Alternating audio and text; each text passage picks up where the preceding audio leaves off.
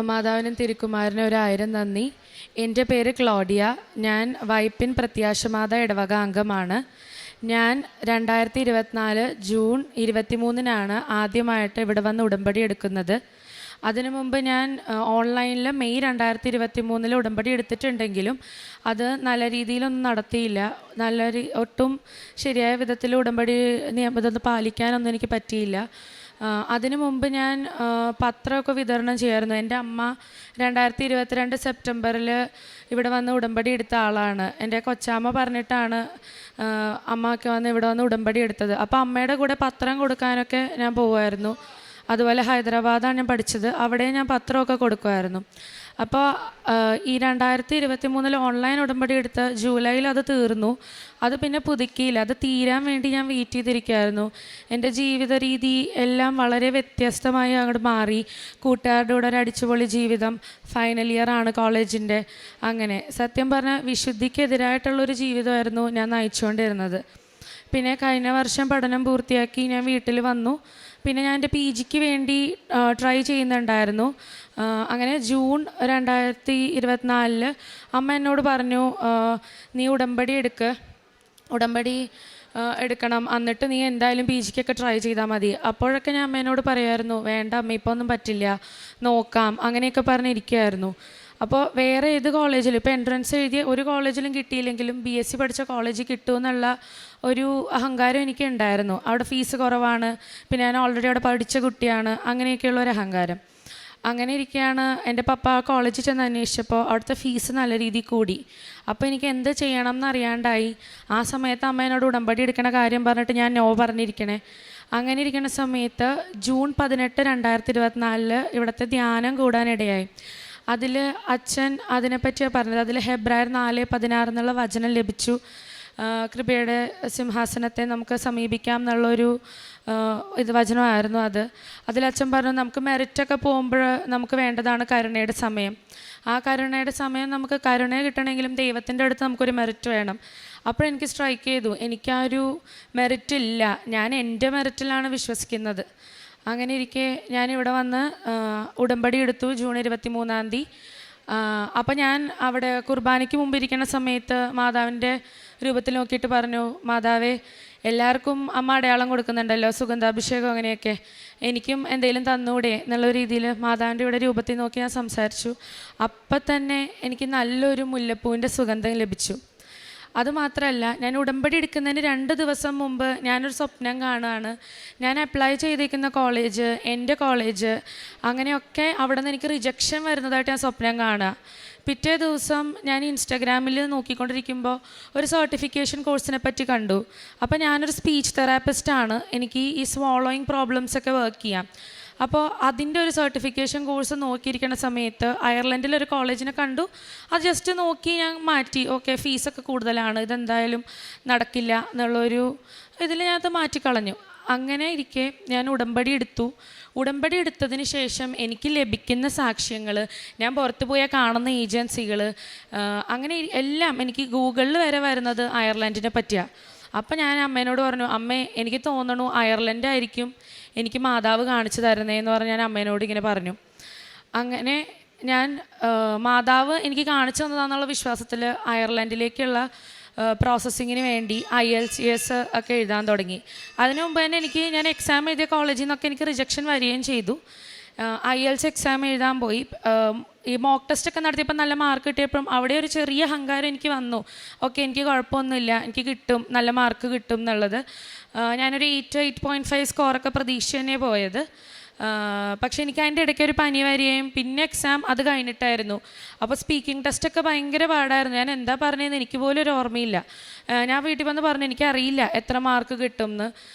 റൈറ്റിങ്ങിനൊക്കെ പോയപ്പോൾ ഞാൻ കാശ് രൂപ ഉടമ്പടി തൈലമൊക്കെ എടുത്ത് തൈലമൊക്കെ പുരട്ടിയാണ് പോയത്. അതിൻ്റെയൊക്കെ ഇതായി എനിക്ക് വേണ്ട സ്കോർ 6.5 നൽകി മാതാവിനെ അനുഗ്രഹിച്ചു. അതിനുശേഷം ഞാൻ ആപ്ലിക്കേഷൻ പ്രോസസ്സിങ് തുടങ്ങി. അയർലൻഡിൽ തന്നെ നല്ല ടോപ്പ് കോളേജാണ് ട്രിനിറ്റി കോളേജ്. അവിടത്തേക്ക് ആപ്ലിക്കേഷൻസൊക്കെ കൊടുത്തു തുടങ്ങി. ആപ്ലിക്കേഷൻസ് കൊടുത്തു. എനിക്ക് അവിടെ നിന്ന് പിന്നെ ഡിസംബർ 7-ാം തീയതി പ്രാർത്ഥനയൊക്കെ കഴിഞ്ഞപ്പോൾ ഒരു മെയിൽ വന്നേക്കാണ്, റെഫറൻസ് വെച്ചിട്ടില്ല. അത് ഞാൻ പറഞ്ഞു റെഫറൻസ് വെച്ചു. പിന്നീട് എനിക്ക് വന്നത് വെയിറ്റിംഗ് ലിസ്റ്റിലാണ്, കാരണം ഇപ്രാവശ്യം അഡ്മിഷൻ്റെ ഇത് കൂടുതലാണ്, കുട്ടികൾ കൂടുതലുള്ളതുകൊണ്ടും വെയിറ്റിംഗ് ലിസ്റ്റിലാണ് വെച്ചേക്കുന്നതെന്ന് പറഞ്ഞു. അപ്പോൾ എനിക്ക് ആകെ വിഷമമായി. അങ്ങനെ അപ്പോൾ എനിക്ക് പിന്നെ ഡിസംബർ 20 അവിടുത്തെ കോഴ്സ് കോർഡിനേറ്ററായിട്ട് ഒരു മീറ്റിംഗ് ഉണ്ടായിരുന്നു. അപ്പോൾ കോർഡിനേറ്റർ പറഞ്ഞു, ഡിസ്വേജിയയിൽ നിനക്ക് എക്സ്പീരിയൻസ് ഇല്ല, എനിക്കറിയില്ല നിൻ്റെ അഡ്മിഷൻ്റെ കാര്യം എന്താവുക, ഞാൻ നോക്കട്ടെ, ഞാൻ ഉറപ്പ് പറയുന്നില്ല, നീ വെയിറ്റ് ചെയ്യും, എന്തായാലും ഇവിടെ ക്രിസ്മസ് ഹോളിഡേയ്സൊക്കെയാണ്, അത് കഴിഞ്ഞിട്ട് നമുക്ക് നോക്കാം എന്ന് പറഞ്ഞ് ഇരുന്ന് പുള്ളി ജനുവരി ക്രിസ്മസ് ഹോളിഡേ ഒക്കെ കഴിഞ്ഞ ടൈമിൽ പുള്ളി എനിക്കൊരു മെയിൽ അയച്ചു, ക്ലോഡിയ ഡിസ്പേജിയലില്ല, നീ കൊടുത്തിരിക്കുന്ന 2ാമത്തെ സ്പെഷ്യലൈസേഷൻ വോയിസ് അതിൽ നിനക്ക് വേണമെങ്കിൽ തരാം എന്ന് പറഞ്ഞു. അപ്പോൾ എനിക്ക് ആകെ കൺഫ്യൂഷനായി. ഞാൻ ഡിസ്ഫേജിയ ശരിയാണ്, എനിക്ക് എക്സ്പീരിയൻസ് ഇല്ല, എനിക്ക് ടെൻഷൻ ഉണ്ടായിരുന്നു. വോയിസ് എനിക്ക് കുറച്ച് എക്സ്പീരിയൻസ് ഉള്ളൊരു ഫീൽഡാണ്. അങ്ങനെ ഞാൻ ഇവിടെ വന്നു. എനിക്ക് ആ 2ാമത്തെ പുതുക്കലിൻ്റെ ടൈമായിരുന്നു അത്. അപ്പോൾ ഇവിടെ വന്ന് പുതുക്കി പ്രാർത്ഥിച്ചു പോയി. എനിക്ക് ഇവിടെ ഒരു ബ്രദർ എനിക്ക് ഏഷ്യ 45:2 വചനം പറഞ്ഞ് പ്രാർത്ഥിക്കാൻ പറഞ്ഞു. എന്നോട് പറഞ്ഞു, നീ എന്തായാലും പോയിട്ട് അതിനെ അക്സെപ്റ്റ് ചെയ്തോ എന്ന് പറഞ്ഞു. ആ അക്സെപ്റ്റ് ചെയ്തു. പുള്ളി എന്നോട് പറഞ്ഞു, ക്ലോഡിയ എന്നാലും എനിക്കിപ്പോൾ ഉറപ്പ് തരാൻ പറ്റില്ല, മെയ് ജൂണൊന്നും ആവാണ്ട് നിൻ്റെ ഓഫർ ലെറ്ററിൻ്റെ കാര്യമൊന്നും പറയാൻ പറ്റില്ല, കാരണം വേറെ പിള്ളേരൊക്കെ അഡ്മിഷൻ എടുത്താലേ നമുക്ക് പറ്റുള്ളൂ എന്ന് പുള്ളി പറഞ്ഞു. ആ പറഞ്ഞ് പുള്ളി അത് ജനുവരി 27 അങ്ങനെ പറഞ്ഞ് എനിക്ക് മെയിൽ അയക്കണേ. പക്ഷേ ഞാൻ നല്ലോണം ഈ വചനമൊക്കെ എഴുതി പ്രാർത്ഥിച്ചു. അതിൻ്റെ ഫലമായി എനിക്ക് ജനുവരി 31 അൺകണ്ടീഷണൽ ഓഫർ ലെറ്റർ വന്നു. അൺകണ്ടീഷണൽ ഓഫർ ലെറ്റർ വന്നപ്പോൾ എനിക്ക് ഭയങ്കര സന്തോഷമായി. കാരണം ഒട്ടും മെയിൽ അറിയുള്ളൂ എന്ന് പറഞ്ഞത് ജനുവരി തന്നെ എനിക്ക് അറിഞ്ഞു. അതിനുശേഷം എനിക്ക് പിന്നെ ഉള്ളായിരുന്ന ഒരു ഇതാണ് പ്രതിസന്ധി. എനിക്ക് സാമ്പത്തികമായിട്ട് 0 ഇൻവെസ്റ്റ്മെൻ്റ് ആയിരുന്നു. ഞാൻ ഓൾറെഡി BScക്ക് വേണ്ടി എഡ്യൂക്കേഷൻ ലോൺ എടുത്ത കാരണം അവരത് ടോപ്പപ്പ് ചെയ്ത് തരാൻ പറ്റില്ല എന്ന് പറഞ്ഞിരിക്കുകയായിരുന്നു. എവിടെ നിന്ന് എന്ത് ചെയ്യണം എന്നൊന്നും അറിയില്ല. എന്നാലും എൻ്റെ ഒരു വിശ്വാസം ധൈര്യം പറയാൻ, എനിക്കിത് മാതാവ് കാണിച്ചു തന്നതാണ്, അതിനുള്ള വഴി എനിക്ക് മാതാവ് കാണിച്ചു തന്നോളും എന്ന് പറഞ്ഞ് ഞാൻ അങ്ങനെ എനിക്ക് അറിയുന്നവരോടൊക്കെ ചോദിച്ചു, ബാങ്കിൽ വേറെ ബാങ്ക് വഴി ലോൺ കിട്ടുമോ എന്ന് ചോദിച്ചു. അതൊന്നും തരില്ല എന്ന് പറഞ്ഞൊരു സമയത്ത് ഞാൻ എൻ്റെ അങ്കിളോട് വിളിച്ച് ചോദിച്ചപ്പോൾ അങ്കിൾ എന്നെ ഫീസ് അടയ്ക്കാനൊക്കെ സഹായിച്ചു. അതെനിക്ക് മാതാവ് അങ്കിളെ തോന്നിപ്പിച്ച് ചെയ്തതാണെന്നുള്ളൊരു പൂർണ്ണ വിശ്വാസം എനിക്കുണ്ട്. പിന്നെ അതുപോലെ ഫീസ് അടച്ചു. പിന്നെ വിസ പ്രോസസ്സിങ് സ്റ്റാർട്ട് ചെയ്തു. അങ്കിളെന്ന് പറയുമ്പോൾ എനിക്ക് നേരിട്ട് ബ്ലഡ് റിലേഷൻ വന്നതല്ല, അതൊരു ബുദ്ധിമുട്ടാണ്. അയർലൻഡിൽ ഫൈനാൻസ് ഭയങ്കര ബുദ്ധിമുട്ടുള്ളൊരു കാര്യമാണ്. നമ്മൾ പൈസ ഉണ്ടെന്ന് നല്ല രീതിയിൽ കാണിക്കണം, അല്ലെങ്കിൽ നമുക്ക് വിസ റിജക്ഷൻ വരും. അപ്പോൾ പൈസ എങ്ങനെ കാണിക്കണം എന്നൊക്കെ ഉള്ളൊരു ഇതറിഞ്ഞൂടാ. വീട്ടിൽ അഡ്രസ് പ്രൂഫിൽ സ്പെല്ലിംഗ് മിസ്റ്റേക്സ് ഉണ്ട്. പിന്നെ അമ്മയുടെ അക്കൗണ്ടിൽ കുറച്ച് പൈസ ഉണ്ട്, അത് 6 മാസത്തിന് കൂടുതൽ ഇത് അവിടെ കിടന്നതാണെന്ന് കാണിക്കണം. പക്ഷേ അത് അമ്മയുടെ അക്കൗണ്ടിൽ വന്നിട്ടാകെ 2 മാസം ആയിട്ടുണ്ടായിരുന്നുള്ളൂ. അങ്ങനെ കുറേ ഡിമെറിറ്റ്സ് എൻ്റെ വിസയ്ക്ക് വെച്ചപ്പോൾ ഉണ്ടായിരുന്നു. പക്ഷേ അതെല്ലാം തരണം ചെയ്ത് ഞാൻ വിസയ്ക്ക് വെച്ചപ്പോഴായാലും എൻ്റെ എല്ലാ പേപ്പേഴ്സിലും ഉപ്പും തൈലവും പൂശി കാശ് വെച്ച് പ്രാർത്ഥിച്ചിട്ടാണ് വിസയ്ക്ക് പോയപ്പോൾ അപ്പോയിൻമെൻറ്റ് വെച്ച് കൊടുത്തത്. എനിക്ക് നല്ല ടെൻഷനായിരുന്നു, എങ്ങനെ കിട്ടും, വിസ കിട്ടുമോ, ഇങ്ങനെയൊക്കെ ഇത്രയൊക്കെ ഉണ്ടല്ലോ. എന്നാലും എൻ്റെ ഒരു ഇതിൽ കോൺഫിഡൻസ് ഒക്കെ ഇത് മാതാവ് കാണിച്ചു തന്നേക്കണത്, മാതാവ് നോക്കിക്കോളും എന്നുള്ളൊരു കോൺഫിഡൻസ് ഉണ്ട്. എന്നാലും ചില സമയത്ത് എനിക്ക് സംശയങ്ങൾ വന്നിട്ടുണ്ട്. പക്ഷെ അതിന് വേണ്ടിയുള്ള സാക്ഷ്യങ്ങളൊക്കെ എനിക്ക് മാതാവ് തന്നെ അപ്പം തന്നെ കാണിച്ചു തന്നിട്ടുണ്ട്. അങ്ങനെ എനിക്ക് ഈ ജൂലൈ 18 എനിക്ക് എൻ്റെ വിസ വന്നു. പിന്നെ അച്ഛൻ്റെ ഒരു ധ്യാനത്തിൽ ഉണ്ടായിരുന്നു, നമ്മൾ എന്തെങ്കിലും ഒരു ഡേറ്റ് നിശ്ചയിക്കാൻ ബുദ്ധിമുട്ടുണ്ടെങ്കിൽ 4, 5 അങ്ങനെയുള്ള തീയതികളിൽ നോക്കിക്കോന്ന്. അപ്പോൾ ഈ 5 എന്നുള്ളൊരിതിലാണ് ഞാൻ ഇരുന്നിരുന്നത്. ഒക്കെ 5 ആയിരിക്കും എൻ്റെ വിസ വരിക. പക്ഷേ 5 വിസ വന്നില്ല. ഞാൻ ഈ സെപ്റ്റംബർ 5 അയർലൻഡിലേക്ക് പോവുകയാണ്.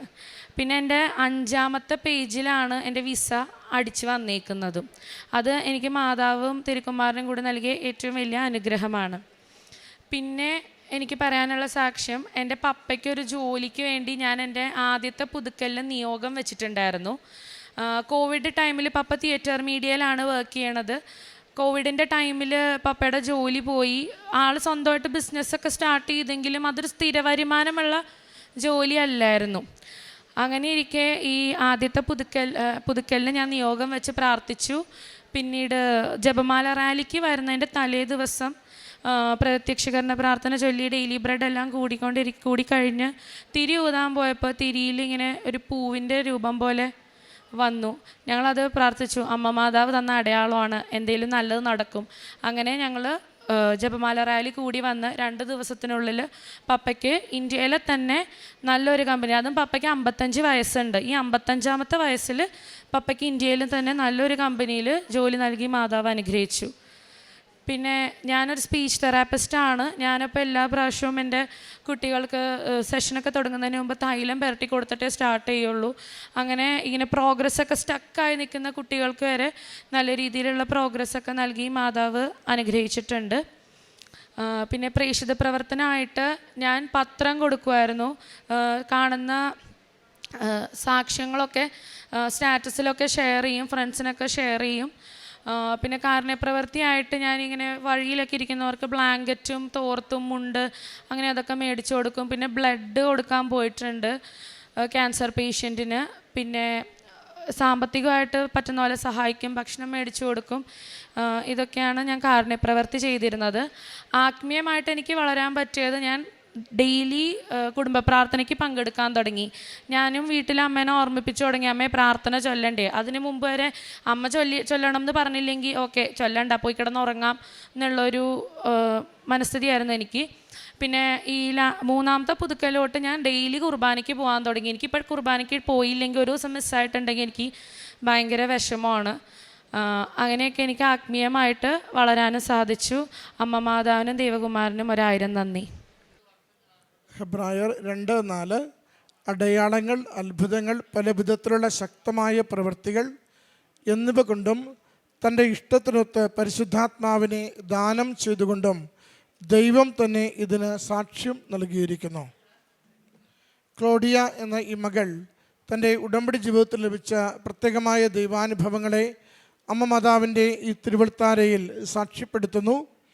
മകൾ പറയുന്നുണ്ട്, മകളുടെ പഠനശേഷം മുന്നോട്ട് എന്ത് ചെയ്യണം എന്നിങ്ങനെ ആലോചിച്ചിരിക്കുമ്പോൾ അവിചാരിതമായി മകൾ കണ്ട ഒരു വിഷയമാണ് മകളെ കൂടുതൽ അനുഗ്രഹത്തിലേക്ക് നയിക്കുന്നത്. അത് അയർലൻഡിനെക്കുറിച്ചുള്ള ഒരു പരസ്യം കണ്ടു, അത് കണ്ടുവിട്ടു. അതിൻ്റെ സാമ്പത്തിക ചെലവ് കൂടുതലാണെന്ന് കാണുമ്പോൾ അത് മുന്നോട്ട് കൊണ്ടുപോകുവാൻ സാധിക്കില്ലെന്നറിഞ്ഞ് കണ്ടുവിട്ടെങ്കിലും മകൾ പറയുന്നുണ്ട്, പിന്നീട് കണ്ണിൽ വന്നതൊക്കെയും അയർലൻഡുമായി ബന്ധപ്പെട്ട വിഷയങ്ങളായിരുന്നു. അത് ഉടമ്പടിയുടെ ഒരു സന്ദേശത്തിൻ്റെ മേഖലയാണ്. നമ്മളൊരു വിഷയം അമ്മ മാതാവിൻ്റെ കരങ്ങളിൽ കൊടുത്ത് പ്രാർത്ഥിച്ചു തുടങ്ങുമ്പോൾ അമ്മ മാതാവ് അത് ഏറ്റെടുത്തുവെങ്കിൽ അതിന് ചേർന്ന സന്ദേശങ്ങളെ തുടർച്ചയായി നമുക്ക് കൈമാറിക്കൊണ്ടിരിക്കും. മകൾ പറയുന്നു, തുടർച്ചയായി പിന്നീട് കണ്ടതെല്ലാം അയർലൻഡുമായി ബന്ധപ്പെട്ട വിഷയങ്ങളാണ്. അതൊരു കാര്യത്തിൽ പ്രത്യേകമായിട്ട് ശ്രദ്ധ വന്നു.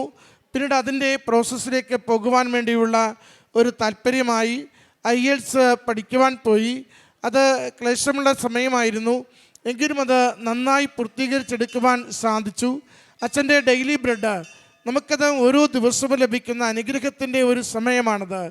ഓരോ ദിവസവും അച്ഛൻ നമുക്ക് വേണ്ടി പ്രാർത്ഥിക്കുന്നു, അതാത് ദിവസത്തെ വിഷയങ്ങളെ പ്രത്യേകം സമർപ്പിക്കുന്നു. അത് നമ്മുടെ രേഖകൾ, ഡോക്യുമെൻറ്റ്സ് സമർപ്പിച്ചും വിഷയങ്ങൾ പറഞ്ഞ് നാം പ്രാർത്ഥിക്കുമ്പോൾ നമുക്കുള്ള സന്ദേശങ്ങളും സംരക്ഷണവും അമ്മ മാതാവിലൂടെ ഈശോയിൽ നിന്ന് പ്രത്യേകമായി നേടിത്തരികയും ചെയ്യുന്നു.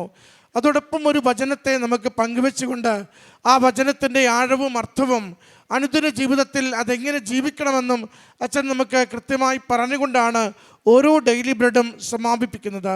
മകൾ പറയുന്നുണ്ട്, അന്ന് കേട്ട ഡെയിലി ബ്രെഡിൽ അച്ഛൻ പറഞ്ഞു 4, 5 ഈ തീയതികളിലൊന്ന് നിങ്ങൾ മനസ്സിൽ ഉറപ്പിച്ചുകൊണ്ട് വിഷയങ്ങൾ മുന്നോട്ട് കൊണ്ടുപോവുകയെന്ന്. മകളത് അങ്ങനെ തന്നെ 5 എന്ന തീയതി മനസ്സിലെടുത്തു. അന്ന് അമ്മ മാതാവിൻ്റെ കരങ്ങളിൽ 5 എന്ന തീയതി സമർപ്പിച്ചു. എന്നിട്ട് ഈ നിയോഗത്തെ മുന്നോട്ട് കൊണ്ടുപോവുകയാണ്. അത് ഒരു സന്ദേശം ലഭിച്ചാൽ നമ്മുടെ ജീവിതത്തിലുള്ള സന്ദേശമായി ഓൺ ചെയ്യണം.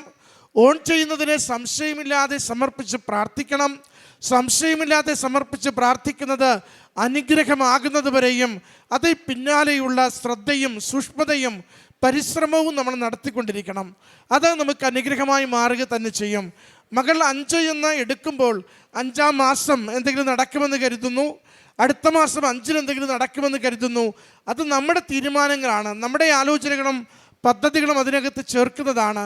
അമ്മ ഒരു സന്ദേശം കൈമാറിയിട്ടുണ്ടോ അത് കൃത്യമായും ആ വിഷയം പൂർണ്ണമായി പരിഹരിക്കുമ്പോൾ നമുക്കറിയാൻ പറ്റും സന്ദേശം ഇതായിരുന്നു, അത് കൃത്യമായി അമ്മ അന്നേ കണ്ടിരുന്നു, ഇന്നത് പൂർത്തിയായെന്ന് മകൾ സാക്ഷ്യപ്പെടുത്തുമ്പോൾ നമ്മളോട് പങ്കുവയ്ക്കുന്നുണ്ട്. സെപ്റ്റംബർ 5 എന്ന തീയതിക്കാണ് എനിക്ക് പോകുവാനുള്ളത് ക്രമീകരിച്ച് കിട്ടിയത്. എൻ്റെ പാസ്പോർട്ടിൽ 5-ാമത്തെ പേജിലാണ് അത് പോകുന്നതിന് വേണ്ടിയുള്ള വിസ അടിച്ചു കിട്ടിയത്. ഒരു സന്ദേശം അത് പൂർണ്ണമായും കൃത്യതയിലേക്കാണ് എപ്പോഴും നമ്മളെ നയിക്കുക. ഒരു നിയോഗത്തിനൊപ്പം ഒരു സന്ദേശം അത് സഞ്ചരിച്ചു കൊണ്ടിരിക്കും. പ്രിയമുള്ളവരെ, നമ്മൾ ഓർക്കണമേ, നമ്മുടെ ഉടമ്പടി ജീവിതം അത് താൽക്കാലികമായി എന്തെങ്കിലും നേടുന്നതിന് വേണ്ടി അല്പ ദിവസത്തിലേക്കുള്ള നമ്മുടെ പരിശ്രമമാണോ? അങ്ങനെയാണെങ്കിൽ അതിൽ വലിയ അപകടമുണ്ട്. മകൾ പറയുന്നുണ്ട്, 3-ാമത്തെ ഉടമ്പടി പുതുക്കിയതിന് ശേഷം ഞാൻ അനുദിന ദിവ്യബലി ജീവിതത്തിൻ്റെ ഭാഗമാക്കി. അത് മുടങ്ങാതെ ഞാൻ ജീവിച്ച് ദിവ്യബലിയിൽ പങ്കുചേർന്ന് ഈശോയോട് പ്രാർത്ഥിക്കുന്നുണ്ടായിരുന്നു. നമ്മൾ ഏതൊക്കെ കാര്യങ്ങളാണ് വീടിനകത്ത് നിസ്സാരമായി സബ്സ്റ്റിറ്റ്യൂട്ട് ചെയ്യുന്നത്, പകരം വയ്ക്കുന്നത്? എല്ലാ ദിവസവും നമുക്ക് ദിവ്യബലിക്ക് പോകുവാൻ സാഹചര്യമുണ്ടായിട്ട്, സമയമുണ്ടായിട്ട്, മറ്റ് തടസ്സങ്ങളൊന്നും ഇല്ലാതിരുന്നിട്ട് നമ്മളത് ഒഴിവാക്കുന്നുണ്ടോ? കുടുംബ പ്രാർത്ഥന ചൊല്ലുവാൻ നമുക്ക് എല്ലാ സാഹചര്യവും സൗകര്യവും ഉണ്ടായിട്ട് നമ്മളത് ഒഴിവാക്കുന്നുണ്ടോ? കാരുണ്യ പ്രവൃത്തി ചെയ്യുവാൻ നമുക്കതിനുള്ള സാധ്യതകളും സാമ്പത്തികമായ സംരക്ഷണവും നമുക്ക് ഉണ്ടായിട്ടും നമ്മളത് കണ്ണടച്ച് കാണാതെ പോകുന്നുണ്ടോ? എങ്കിൽ ഉടമ്പടി ജീവിതം നമുക്ക് വർക്കൗട്ടാവില്ല. കാരണം നമ്മൾ ദൈവത്തിന് കൊടുത്ത വിശ്വസ്തതയുള്ള വാക്കാണ്, എൻ്റെ ജീവിതത്തെ ഞാൻ പുനഃക്രമീകരിക്കുമെന്ന്. ഇന്ന വിഷയങ്ങളിലൂടെ എൻ്റെ ജീവിതത്തെ ഞാൻ ദൈവത്തിന് ഹിതകരമായി ഞാൻ സമർപ്പിക്കുമെന്ന്. നമ്മുടെ ഭാഗം വൃത്തിയോടെ വിശ്വസ്തയോടെ ചെയ്തു തുടങ്ങുമ്പോൾ ദൈവത്തിൻ്റെ കൃപകളുടെ സമൃദ്ധിയിൽ നിന്ന് നമ്മുടെ ജീവിത വിഷയങ്ങൾ ഏറ്റെടുത്തുകൊണ്ട് അവ അനുഗ്രഹമായും കൃപയായും നമുക്ക് നേടിത്തരുന്നത് കാണുവാനാവും. അപ്പച്ചൻ്റെ ജോലിയുടെ കാര്യം പറഞ്ഞു. 55-ാമത്തെ വയസ്സിൽ നല്ല ജോലി അപ്പച്ചന് ലഭിച്ചുവെന്ന് പറയുമ്പോൾ മകൾ പറയുന്നുണ്ട്, മെറിറ്റ് അല്ലത്, ഒരു കഴിവ് കൊണ്ടുമല്ല, മറിച്ച് ഉടമ്പടിയിൽ ഞാൻ ജീവിച്ച് സമർപ്പിച്ചതിൻ്റെ ദൈവകൃപയാണ് എൻ്റെ അപ്പച്ചന് ലഭിച്ച ജോലി എന്ന്. പ്രിയമുള്ളവരെ, നമ്മൾ എന്ത് അസാധ്യമായത് എഴുതി വെച്ചാലും സാധ്യമാക്കി തരുവാൻ ദൈവത്തിന് പദ്ധതിയുണ്ട്, ദൈവത്തിന് വഴികളുണ്ട്. ദൈവത്തിൻ്റെ വഴികളിലേക്കും പദ്ധതികളിലേക്കും നമ്മുടെ ജീവിതത്തെ ചേർത്ത് കൊടുക്കുക എന്നതാണ് ഉത്തരവാദിത്തം. അതിനുവേണ്ടി നമുക്ക് നിരന്തരം പരിശ്രമിക്കാം. നമ്മുടെ കുടുംബങ്ങളും നിയോഗങ്ങളും അനുഗ്രഹിക്കപ്പെടട്ടെ. ഈ മകൾക്ക് ലഭിച്ച ഈ അനുഭവങ്ങൾക്ക് അമ്മ മാതാവിനും തിരുക്കുമാരനും നന്ദി പറഞ്ഞുകൊണ്ട് കരങ്ങളടിച്ച് ഈ സാക്ഷ്യം നമുക്ക് സമർപ്പിക്കാം. അത്യപൂർവ ദൈവാനുഭവങ്ങൾ ഇനി നിങ്ങൾക്കും സ്വന്തം. ഈ യൂട്യൂബ് ചാനൽ ഇതുവരെ സബ്സ്ക്രൈബ് ചെയ്തിട്ടില്ലെങ്കിൽ ഇപ്പോൾ തന്നെ സബ്സ്ക്രൈബ് ചെയ്യുക. ഈ വീഡിയോ ഇപ്പോൾ തന്നെ നിങ്ങളുടെ സുഹൃത്തുക്കൾക്ക് ഷെയർ ചെയ്തുകൊണ്ട് കർത്താവിൻ്റെ പ്രേക്ഷിതരാകുക.